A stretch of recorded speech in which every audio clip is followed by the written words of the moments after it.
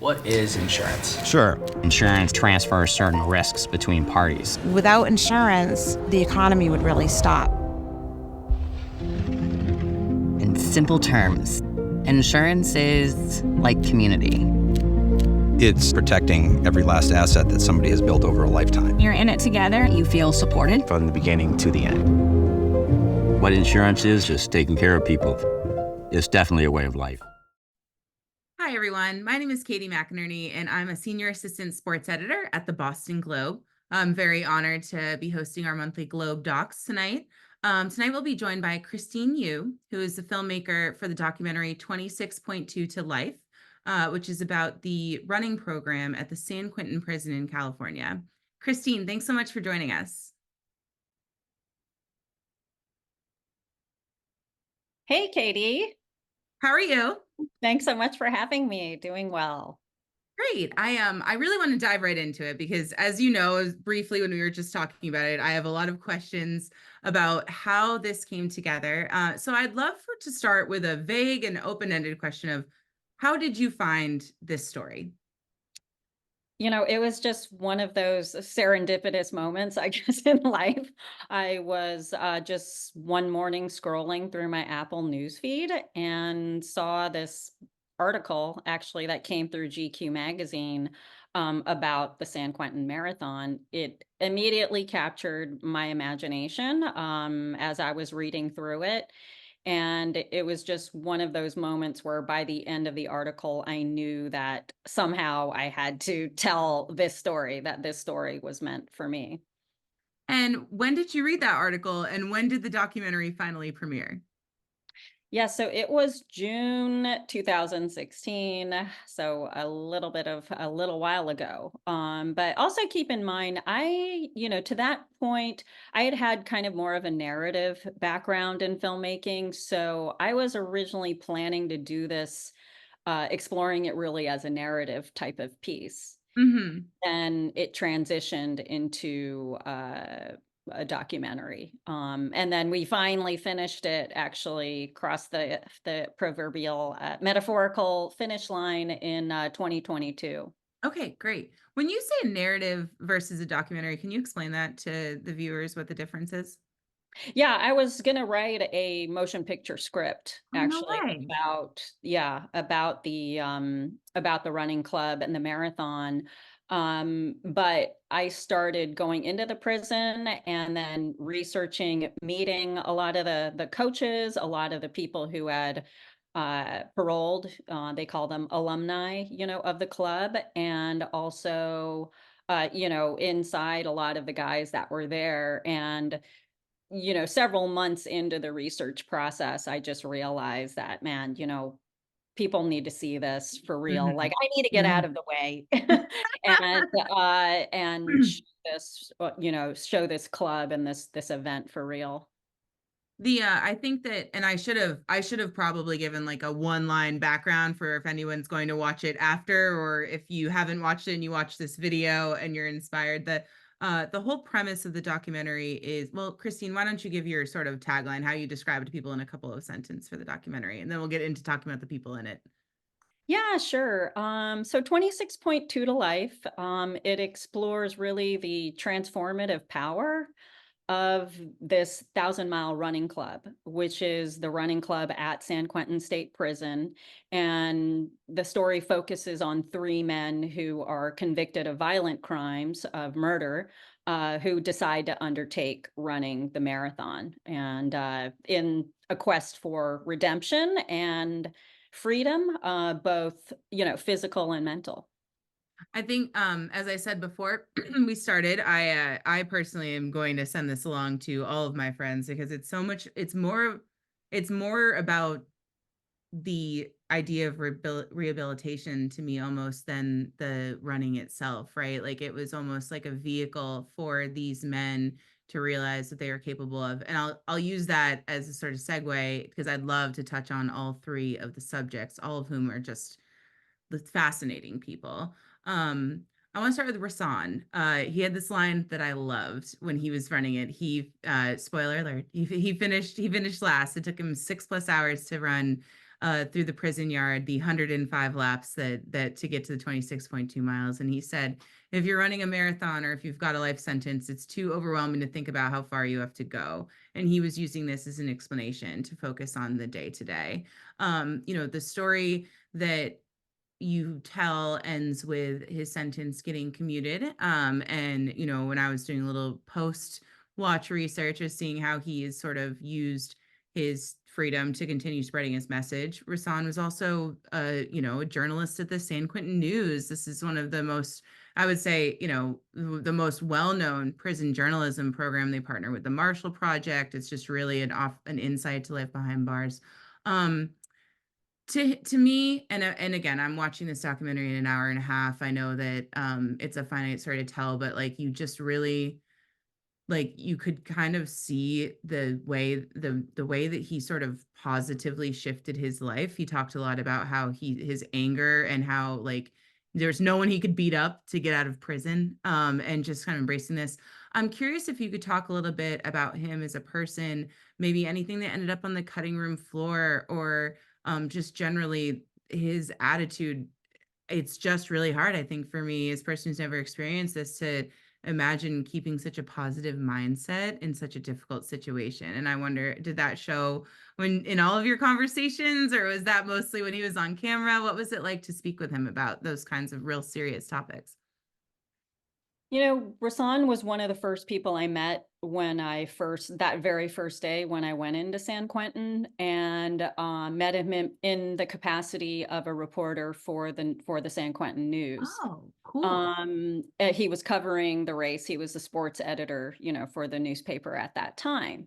And one of the things that just struck me immediately was he was cracking jokes. He was laughing. He has a, kind of one of these contagious laughs. And it was at that moment that I thought, here's this guy. He's got a very long sentence, and he is sitting here laughing in prison, but at the same time, when I started reflecting on that, I started thinking, about all of my preconceived notions about people in prison, and how you would think that people are just constantly depressed and anxious, which, of course, there are a lot of people who, who undergo the prison experience like that as well.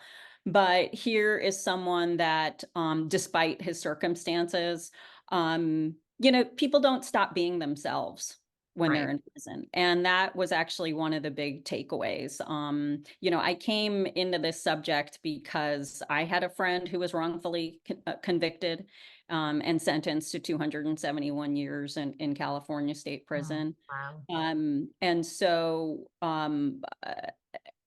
I think my notions about people in prison, stemmed from my relationship with him. So Mhm. I didn't really realize the kind of, I like to think of myself as a, very open-minded liberal person. But I really didn't, I realized in that moment of interacting with him how really little I knew about people who have to, for all intents and purposes, spend the rest of their living days there. Right. And there was one subject who kind of touched, I think it was Jonathan Chu kind of said that at one point, where I might be wrong about the name, where it was, he was like, I was gonna take it. I just knew when I got sentenced that I wasn't gonna do this. I was gonna off myself. And he found something else there. And I think that was what the whole through line for me really was that element of the preconceived notions that I had, and same feel as you. Like, I feel like I read a lot, I try to learn about these things, and I will towards the end we'll talk a little bit about the rehabilitation process, 'cause I would like to talk more about like what's happened since. But I just think it's really kind of stunning and so essential to be able to have a chance to tell those stories. I can only imagine how difficult it was to gain access to a place like this to tell this story. So, can you tell us a little bit about the hoops that you had to jump through to get so much? So, was it enough access? But to get access to all of these people in the correctional system. I mean, when I first decided then that I wanted to do it as a documentary, of course, how am I going to get access into San Quentin? It took really about 9 months just to even really figure out who to talk with. Yeah. Prison is like this big bureaucracy, right? And so who has actually the authority to say yes? So that was just a, fact-finding mission in Mhm. and of itself. And then I ended up connecting with the right person eventually, and they did give me permission. But here's the thing, is that every time we went into film, that could have been our last time. Oh, yeah. I am an independent filmmaker. There was not a company at that Mm. time backing us. And we wanted to do a follow doc, and wanted to cover these guys over a long period of time. Mhm. So that was, I think, kind of difficult for people to kind of wrap their heads around. Yeah. But eventually, I think that they saw that every time that I went in, it was a matter of like really building trust over time. So Mhm. I went in all the time, when the cameras weren't rolling, to go running with the club, to meet the people, to spend time with the coaches. So we really, embedded ourselves and became part of that Thousand Mile Club community. Is that how you sort of were able to find those 3 compelling stories? Like, I mean, I imagine you had to sit and listen to a lot of stories and a lot of people and then try to figure out which ones are gonna best tell the story that you're trying to tell, and it's all through those interviews, right? Just going back again and again and again? The casting part, I guess that was my question. How do you yeah, cast this? Yeah. casting, it's one of my favorite things, of course, as a director. That's kind of your make or break. Those are your make or break choices, and I've always felt like I've had good instincts about that. I met Markel Taylor also on the very first day I was there. He's the Gazelle of San Quentin, guy who broke all the records. I had to feature him. I Yeah. didn't have a choice, so I went in with him. And then again, I was struck by Rasan and the amount of material that I read on him online, and his writing and his essays, filled with so much humor and really interesting insights that I had not heard from anybody before. So I thought that even if he wasn't necessarily this athlete, uh, what a great perspective to include him as as a writer, as a voice per se of the prison. Yeah. I'm He sorry, did that's such a I don't know if you guys could hear my cat. No, Yeah. you're all good. I can't hear the cat. Don't worry. Okay. No, I think that's a great way to describe it. He was a good, it's not storyteller, but a good, sort of like a good narrator for all of the programs that they offer there. It was just, I don't know, there was just something about the way that he spoke with like honesty and directness about his crime, and like how he had to consciously make a choice to, to do better, to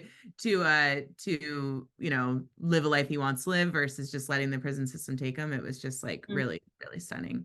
And yeah. speaking of Markel, I mean, there was, when he spoke about what got him in, and his almost like he just I really loved his nature. I really thought that he just really seemed like he trusted you as a filmmaker. And I was wondering if, and then I will say, I'll finish my question with this. When he was released from prison, and it appeared that some of the first people that he saw were his running coaches, and that's just like this incredible bond. He just seems like a fascinating human. I was just would love to know about how you gained his trust, how you gain the trust of the people in there, that they will tell you their story and be so honest about their own mistakes, and sort of own up to that, which I can only imagine is, it must be so hard and take so many years to process. And two, about witnessing that moment of seeing the coaches when he gets out the van and going to order lunch. I'd love to hear more about how that felt to witness, and what it was like to build trust with him so that he'd be honest with you about what he was thinking. Like I said earlier, I was in the prison as much as they would let me in.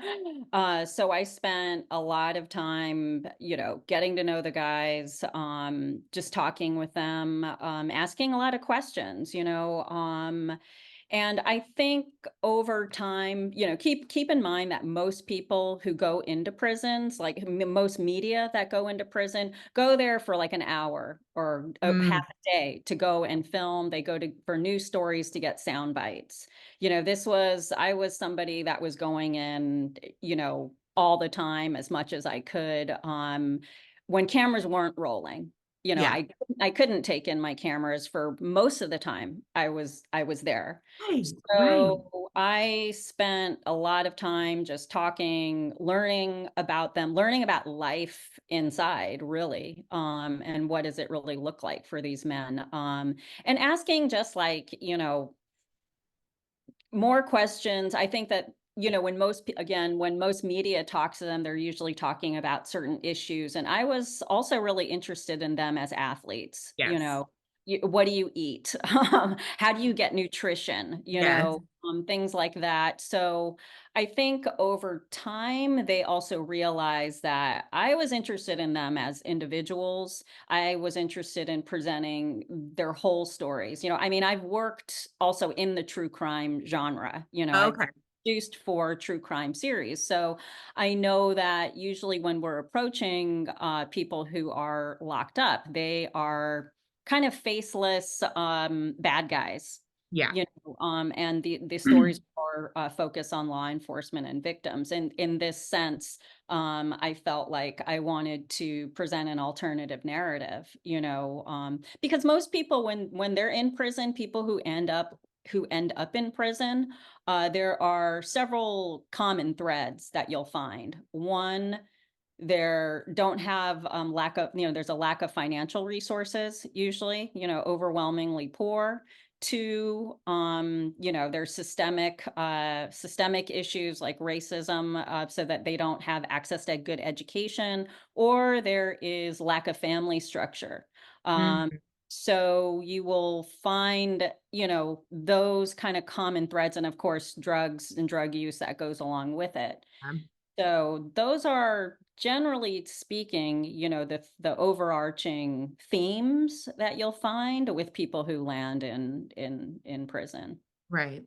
And I think like the fact that you recognize them, I love what you said about just talking about them as athletes. I can only imagine when you've been sentenced, when you have such a long sentence that your identity shifts, right? I'm a prisoner. Like that, there was one um line in there where they said I'm a resident of San Quentin prison, and it gave me pause because I was thinking like, of course they're not gonna say I'm a prisoner, but how they identify themselves, right? How they view themselves in their own skin.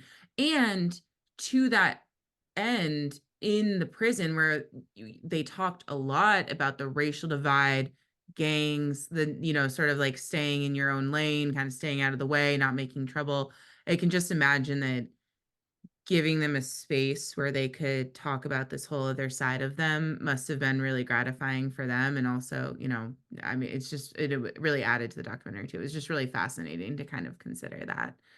Did Yeah. you Yeah. there I mean, I'll go ahead. add to that though, that, most of the people, especially that I interviewed, or were participating in the club, were a little bit older too. I mean, these are not Yeah. your, young feral crowd, so to speak. Yeah. Yeah. So a lot of them were older, in their 40s by that time. And there is data that basically shows that people age out of crime. The majority of people who commit crimes are in their 20s, they're in their teens, they're in their 20s. So that by the time they get 40, 50 years old, I mean, you just don't do the same stupid kind of stuff that you did when you were Yeah. younger, you Yeah. know? And so there is a wisdom and a transformation, a natural aging transformation that does take place with these men. Right. And I think Tommy Wickard also is an amazing example of this. This is somebody who had aligned himself with, white supremacist gangs, Nazi gangs in prison and jail. And, I would consider him a friend, and as an Asian American female, He is one of the finest people that I've met. That's a perfect segue because Tommy was my next question. I loved the access that you had to his family members. That was just I know they had Rasan too, but it was just really interesting to hear from his parents. And I think too, like for, I'm sure for any parent who's in that situation, it probably, it probably is similar where they just never expected that and everything. But I think too, like the the honesty and the directness with the way all of them spoke about their crimes, but him in particular was really stunning. And the contrast with his son, Tommy, too. Oh my goodness. I'd love for you to take us inside that moment in the hotel before he sees his dad with the family visit where the tears came out. Was that something that you were expecting? He looks young. He looks like he's maybe late teens, Thanks. early I 20s. Like think. it felt like I was watching a boy who like finally had someone who was like listening and he wasn't expecting it. I'm getting emotional thinking about just how much it must have meant. And then on the flip side, his reaction afterward, it was like it seemed like it couldn't have gone better for him in his visit. Like imagine being able to, after not having your dad in your life and being so angry, rightfully so, and then like having it seem to go to your expectations must have been such an important moment in his life. So I'd just love to hear a little bit about the behind the scenes in the emotional early run, and then the reaction. You're riding in the car with them when they got out. I'd love to know what that was like. Yeah, that was a really stunning and unexpected moment. I'll say that. I think that was the second or third day ever that we were filming. Actually filming Marion come in for the family visit the day before into the Oakland airport, her and Tommy. I believe that was like our first, day on the book, official day on the book, so to speak. Um, and Tommy was a third subject that, I added to the story precisely because of the access that I felt that the family could provide. Yes. When I first met Marion, his wife, she was very open.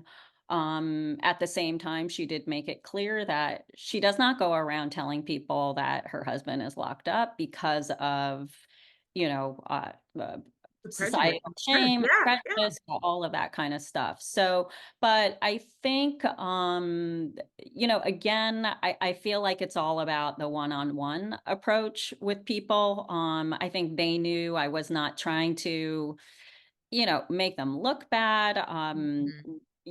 Respecting their experience first and foremost. But the moment with Tommy too in the hotel room really happened spontaneously.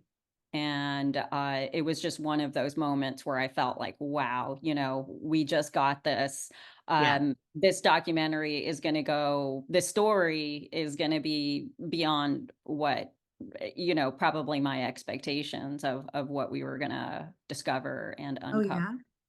Is that just because you kind of realized there was like, you were going to be able to unfold this family narrative that maybe you weren't expecting before? I didn't know what to expect. I didn't have any expectations for that particular moment. So that was a bit of it was kind of a revelation that just happened right then and there. And I will say that that particular moment, also for the men inside San Quentin, was the standout moment in the film. Oh, is that Um, right?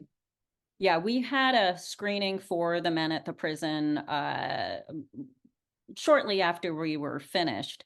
And, you know, a lot of people have children, but they don't necessarily talk about it and the struggles and challenges that they have to go through. So having that moment in the film, it really opened up the conversations for a lot of the men to start sharing with each other their challenges, and something Hmm. that I understand went, into the cell block in terms of conversation well beyond that night. And people still going up to Tommy to this day going, hey, I have a son too, or I have a daughter, and thanks for putting yourself on screen like that. So it allowed for conversations to happen. I mean, that's just incredible to hear. after kind of considering Tommy Two's words and, the idea, I have only never seen him cry, like doesn't say these things. And it's just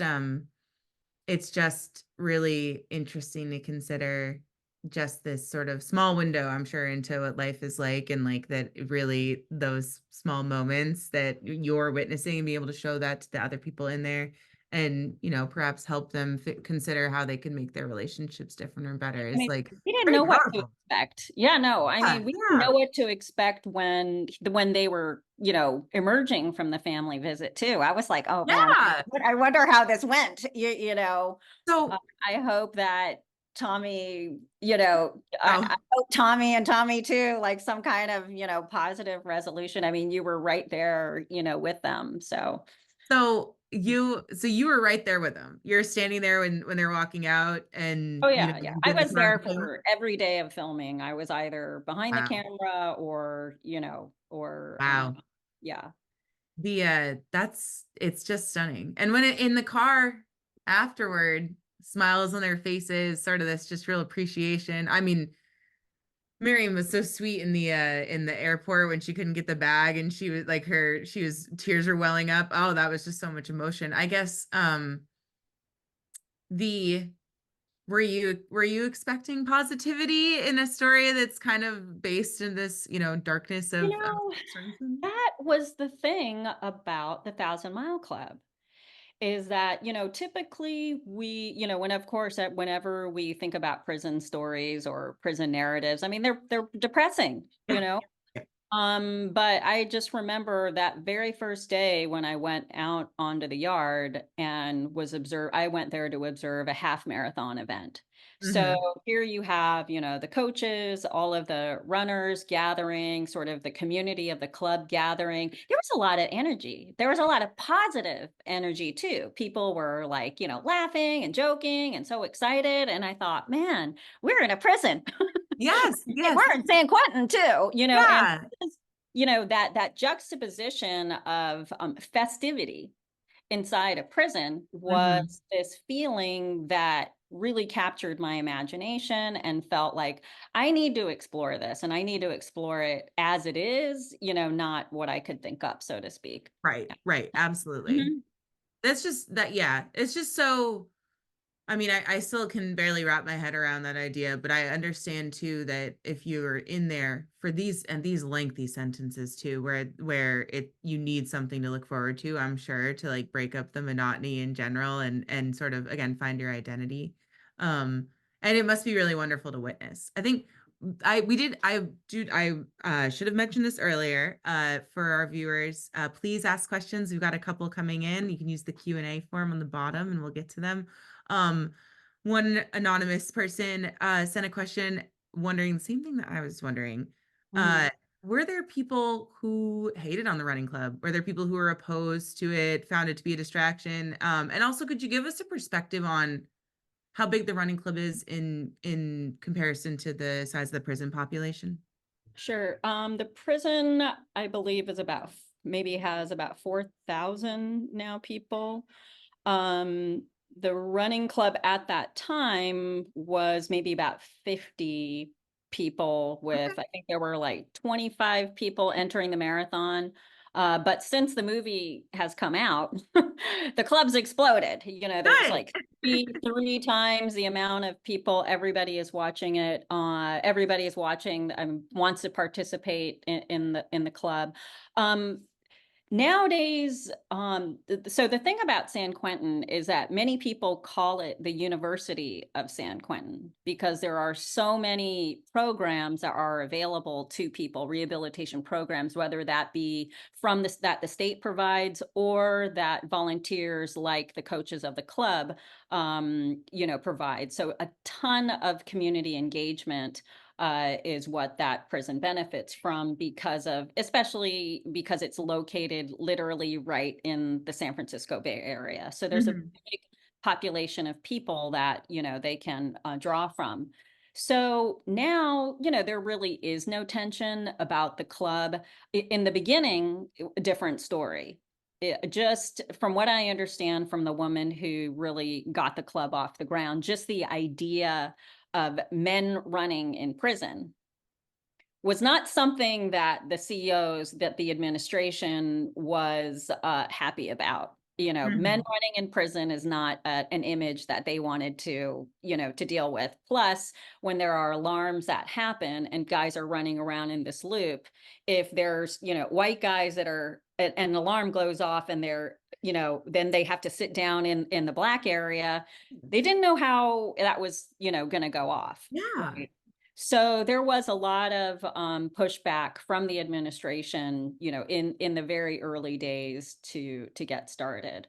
However, because of the general overcrowding in the prison system at that time, it was, we're talking about 2005. The state really mandated having rehabilitation programs available. Right. So it was like, this club is going to happen no matter what. Right. So over time, certainly it's something that everybody has embraced. That's a good segue into the rehabilitation element, because I think, and I only saw Frank the coach through your lens. I can only imagine there are a lot of people who come across this program and how people have changed. I mean, he said it straight up, right? I believe maybe it was the other woman that just was that. Let me find the line. What are the benefits of holding them there? Seeing how they've been helped. You Patrick, touched yeah. on the aging out of crime. I guess in your, I'm trying to figure out how to ask one question. I have like four. What I want to know is, has it changed your perspective on rehabilitation for prisoners? I know that at the end of the documentary, it touched on one happening in Seattle. Since you filmed and since it aired, have you heard of any more programs coming out? And just generally, did it come up in conversation about this as a effort for rehabilitation, or was it more about the exercise? And I'm not a runner, but I understand it's a lot about the process. It's about one foot in front of the other, just getting out there. Is it really just, in the same way that a person in AA is going to work the steps in one day at a time? Like, is it something like that? I'm just kind of curious of where we see it now, and like what maybe there are lessons to learn for this type of program to help reduce recidivism. I'm just really curious on your thoughts now as an expert on something like this. There were so many questions in that I know. question. Okay. I'm sorry. No, so all very relevant, and thank you for asking them. So, here's the thing about the running club is, one, there are more clubs that have actually started in other prisons because of the 1,000 Mile Club, because of actually the movie now getting out there. So there are, I believe, like 4 clubs that have started in Ohio, in a women's prison there, a couple other ones in California State. So it's very exciting because the thing about running is a very difficult practice. And the people who decide to undertake this sport, there's a bit of a self-selection process, I think, involved. And one of the things that I absolutely love about the 1,000 Mile Club is that for the guys who have, paroled, there is a 0% recidivism rate. Compare that to the national average. I think it's like 67% within, 3 to 5 years, 44% in the state of California. There's a lot of, data, again, that goes along with these various numbers, but I think that really speaks to this idea of community. And men who are joining the club thinking like, hey, I'm just going to lose weight. I want to kind of get in shape, but then walking away with real relationships that have nuance and texture. And when you have relationships with nuance and texture, it holds these men accountable to their actions, and having community involvement, outside engagement, free people who go inside the prison. There's a lot of benefit to volunteering in these in these sites, people over time, over decades in prison, a lot of people lose contact with their families, with every people that they know. So just having that one volunteer that comes in twice, a month, just saying, how are you? How was your day? That is sort of a validation of where they are, in that place and time. And they're not asking about like, hey, I know that you committed this crime or whatever 10 years ago. They're asking, how are you as a runner? How's your running going? Yeah. Yeah. Being framed as a person who has say I've committed a crime, but now being framed as a person who is just a regular person that runs, can do a lot for people's self-confidence. Most of the people who are in this club, who are in prison, they are society's failures, right? That's what we can say. These are the people who have not succeeded. So suddenly you place them in an environment that is encouraging growth, that's encouraging for them to set a goal. Many of these people have never set or accomplished a goal in their life. Suddenly they're running 5 miles. Hey, that's not an easy thing. But once they do that, what happens is that they've got confidence. Yes. With confidence, as you know, people can do anything, right? Yes. And so that, positivity begets positivity. We know that that's the cycle, essentially. So, it's this idea that I didn't know what rehabilitation was or what it looked like before I started this film. And to me, that word is very empty in a lot of Yes. ways. I think the word transformation is a lot more accurate of a description, because that's what I saw people who are being transformed by not only the practice of running, but also the participation of being in a community that accepts them.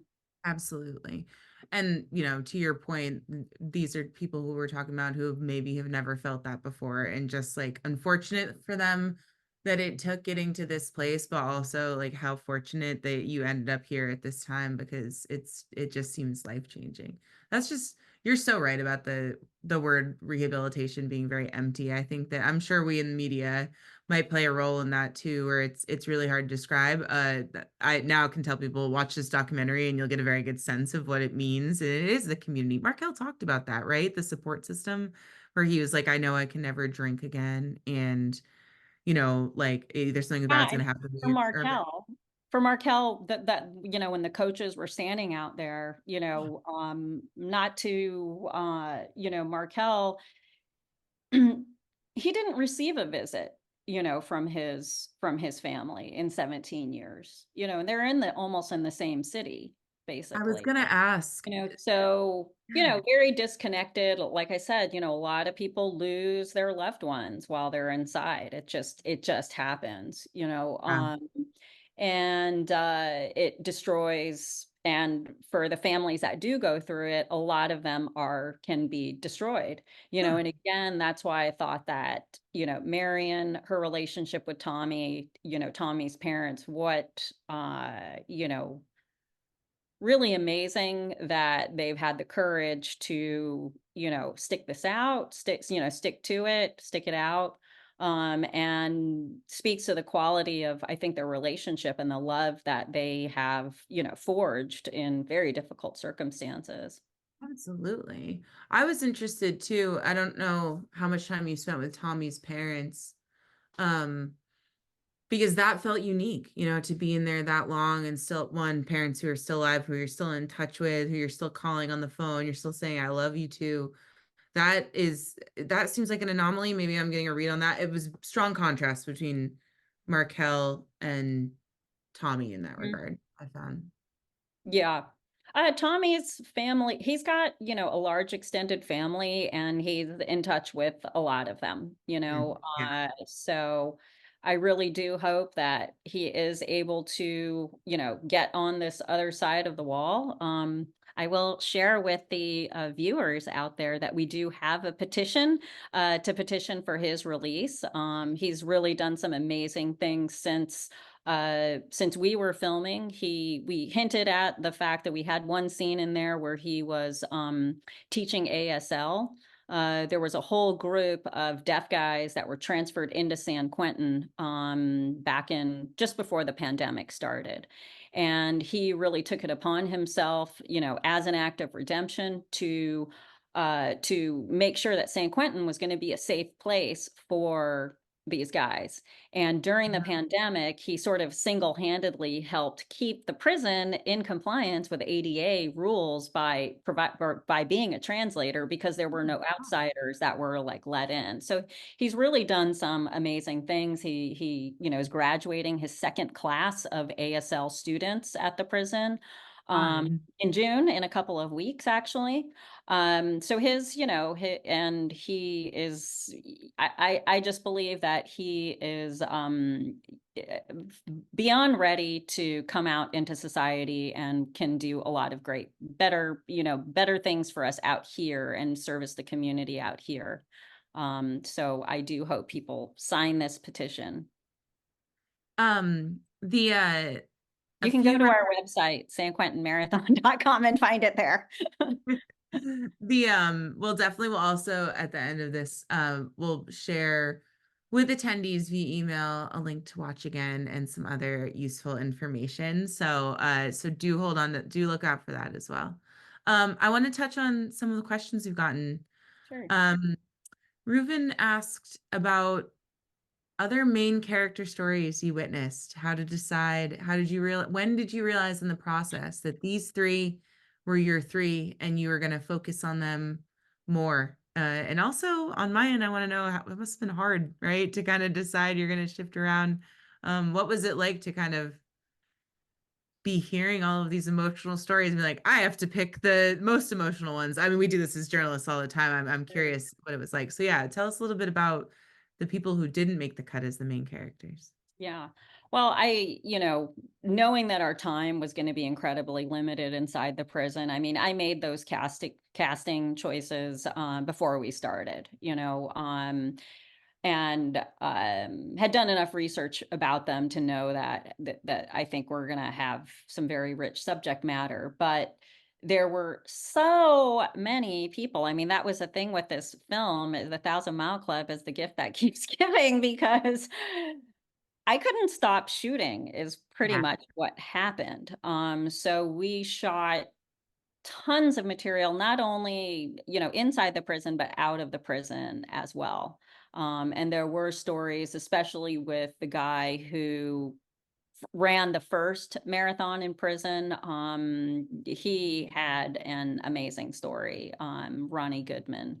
The coaches were all also they're incredible people, just really amazing citizens of, of our nation. And all just have amazing things to say, perspective, and what great examples for all of us to follow. So yeah, it was very hard, one of these days I would love to do a series or something, because there's so much material that's just still on the cutting room floor. I can only imagine. And perhaps this helps us sort of shake out of our preconceived notions. But one of the questions was about safety in prison. Was there, and especially as a woman, was there any moments where it was scary for you being in that environment, or was it far more normal than we might expect, like from our preconceived notions watching on television? Yeah, I mean, as I mentioned, I had a friend who was in prison, so I had gone to, one of the state's most maximum security facilities, which was a really scary place. Okay, Pelican Bay That one State. was scary. No joke, but somehow I think because of the circumstances, I was entering San Quentin and I was going in with the coaches, and they were used to going into prison, so I kind of figured, well, if they're going in, I'm sure it's fine, Yeah. And the thing about that environment is that you're not allowed to take any cell phones in. So your interactions and the quality of the interactions, I was really surprised and taken with, because everybody is super focused as you're speaking with them, very present. You're forced to be very present. So I really never felt threatened or scared. The first time I went into the cell block was, probably me and my crew, we suffered from a bit of PTSD afterwards, just because we were in such confinement, because imagine when we were in people's cells, these are 4x9, and two men actually live in those cells. So Okay. some of them are single cell now, but two men are living in them. So, like when we were shooting like Tommy's interview, for example, like Yeah.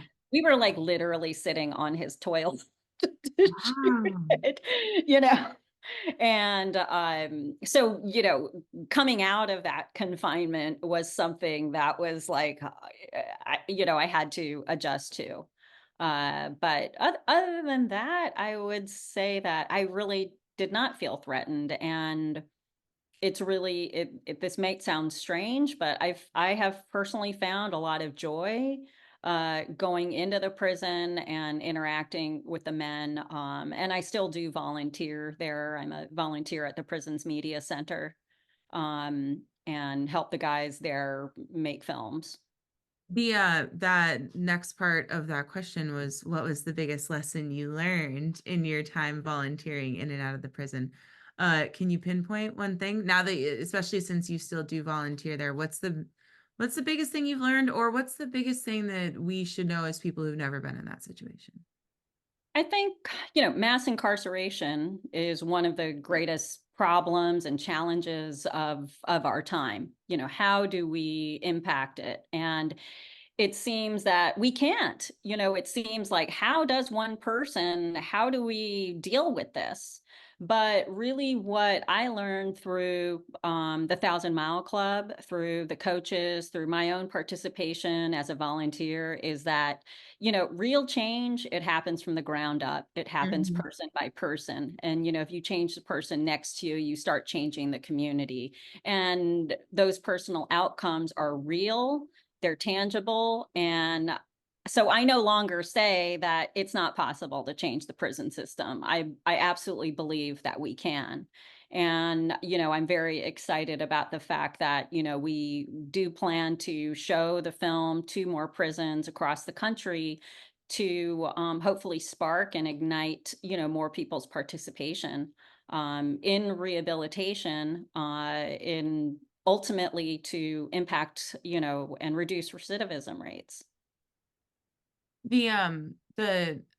That's just, I think, like a very welcome comment to have right now, the idea of like one person being able to affect change. I don't know. I have no real words for it. I just, obviously, again, similar background, right? Consider myself liberal and well read, and this is one thing where I just can't quite wrap my heads around, and then seeing it, and again, frankly, seeing this like humanity element of it, of this, again, not to get corny, but the power of sport, right? The reason why like so many of us are here tonight, why we love sports in general, and in a sport like running too, that is so like self-motivated, where you are the only person who can move yourself along, but when you look for that community, that you find it wherever you can, and it can change your life. It's just like, yeah, why can't we make rehabilitation real by getting more people running in I prison? think we It's still have to, possible. in the state of California, it costs upwards of $75,000 per person to house one person per year. And of course, with the punitive sentencing laws that came into effect in the super predator days of the late 90s, tough on crime era, people are facing extremely long sentencing.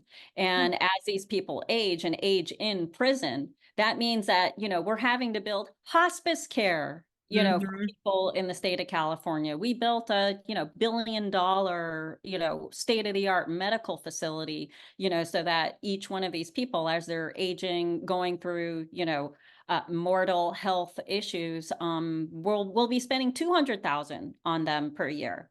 and again, people do age out of crime. If people have access to prison, to rehabilitation programs, one of the guys, Eddie Herrera, who's in the poster, he's the guy with the sunglasses next to Markel.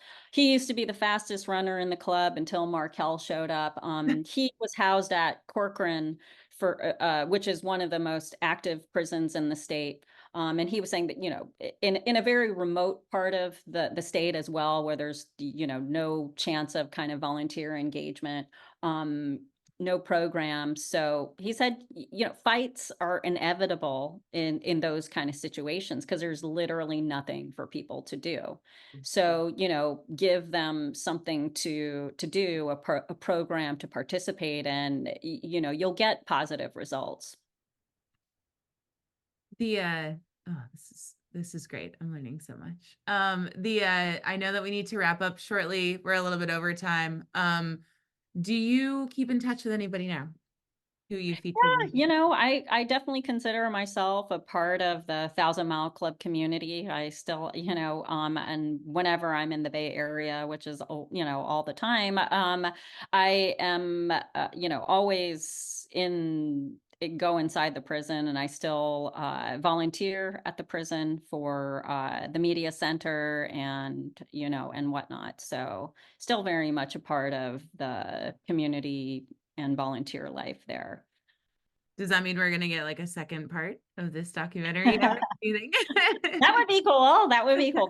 These stories. The amazing thing is that, the story of the 1,000 Mile Club, it continues. And the club is undergoing a real dynamism right now, actually, because of some of it, I'm proud to say, has to do with the impact of the film and the impact on the local community there. So many people are entering it.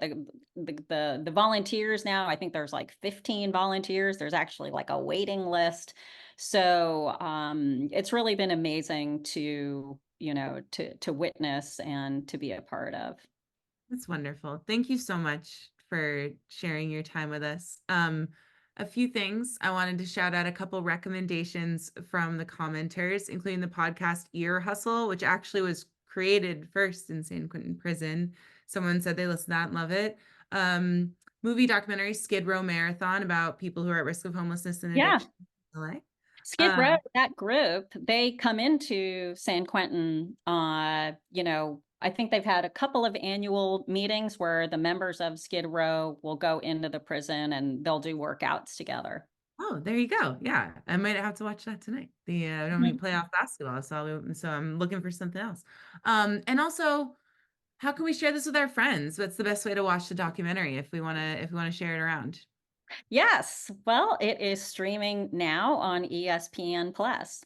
Perfect. Great. That's a great one. That's not hard to find at all. So yes. So I hope people will check it out there. We're so grateful to have ESPN as a partner, and it's all about how do we change the world through sports. And I think that the 1,000 Mile Club is an amazing example of just how that has happened and the impact that they have. Absolutely. Thank you so much for your time again. It was a beautiful, thought-provoking piece of work, and I just am going to be thinking of and talking about this for a very long time. I'm really glad that I had the opportunity to talk with you. And yeah, for our viewers, we really appreciate you making the time. Like we said, we'll send out an email to the email that you signed up for this event with more links, including to sanquentinmarathon.com, which is a website for the documentary. As Christine said, you can watch it on ESPN Plus streaming anytime, so you can check that out there with a subscription. And stay tuned for more GlobeDocs events. So thank you so much, Christine, for making the time. It was really wonderful. Thank you so much for having me. This was awesome. Thank you to everyone for listening. All right. Have a good one, guys. Bye. Bye.